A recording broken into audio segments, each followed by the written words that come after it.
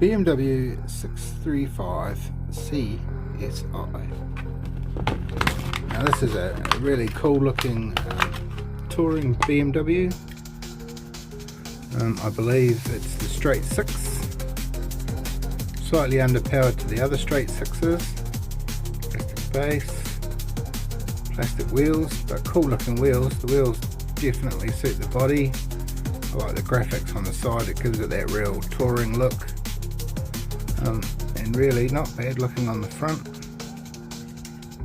Top looks awesome. And the back, no real details on the back, but still looks pretty good for what it is.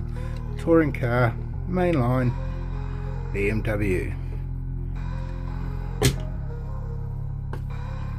Ciao.